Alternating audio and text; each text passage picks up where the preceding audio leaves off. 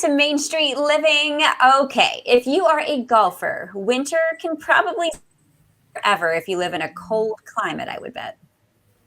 And in fact, if you're in New England, you're probably ready for the spring to settle in so you can actually get back out there on the golf course. But our next guest created a way that you can play your favorite golf courses, rain, shine, or snow, and from anywhere in the world. And get this, ladies, there's no greens fees. So I'd like to welcome to the show, Michael Hamilton. How you doing there, Michael?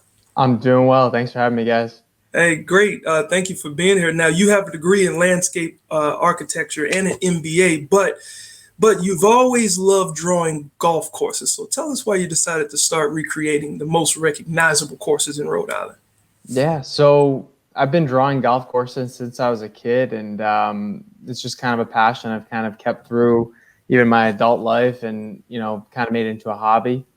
And as technology has gotten so much better over the years, we've kind of been lucky in the golf course design community to have access to a program like PGA Tour 2K21, give them a plug. Sold about 2 million copies worldwide, which is awesome. It's, obviously really done really well. Nice. And, back in December, once the golf season kind of ended up here in Rhode Island, decided to start throwing in some of the local golf courses. And after a few of them, it really got some good recognition, on social media and from a bunch of my friends, and just kind of kept deciding to go along with it. And it's just been really a lot of fun. Nice. Yeah. So, okay. Speaking of fun, how does it work? Do you play it like a video game? You do. Yeah. So you play it exactly like a video game.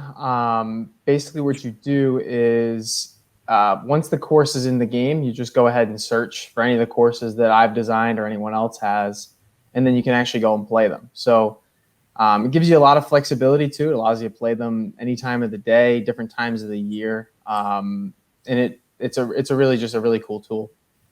Yeah. So Michael, the detail in the courses are absolutely amazing. Like, is it, it's like you're really there. Like, how are you able to incorporate such detail, number one? And number two, why is it important for you and the players? Yeah. So I'd love to take all the credit, but there was a member of the society or the community rather, that could kind of basically created this program that allows you to take LiDAR, which is basically, satellite imagery and some, I think it's called light detection ranging, which is actually being used now in autonomous cars and your iPhones and everything else to kind of measure distances. Yeah. And what it allows it to do is it actually maps out the topography of all the golf courses. So what makes them so accurate is what you're seeing is what you'd see in real life down to the centimeter from the land itself. And then just the ability to go in there and add, all of the things that make a golf course what it is, the trees, the bunkers and everything else. And once that's all in there, it really does start to look like it does in real life. So I would imagine. Yeah. That's crazy. So, you mentioned that you've been drawing courses since you were little, but how many courses have you done with this? And how do you decide which ones you want to make virtual? You've lost count. Yeah, I've lost count because I do also design some stuff from scratch. Oh, wow. But in terms of the real golf courses, I think I'm at 15 right now. I started this back in January.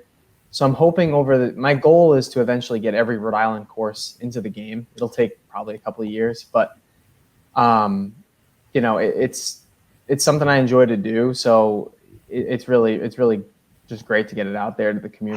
How do you decide which ones though that you want to make? So it's funny. At first, it was basically courses that I wanted to see and I wanted to play. And then as the social media, as people got involved on Twitter and Instagram, I got so many requests. Still haven't caught up to everything. Yeah. And then eventually I started doing polls, allowing people to kind of choose, okay, what's my next course going to be? And it's really interesting to see what people want to see. It's not always what you think people would want in the game. So that's really been fun to see. Do you ever get any of the professional golf players that give you any feedback, and and what are the players enjoying the most about the virtual courses? I haven't had a ton of feedback from professional golfers. I think they might be too busy to play video games, but it's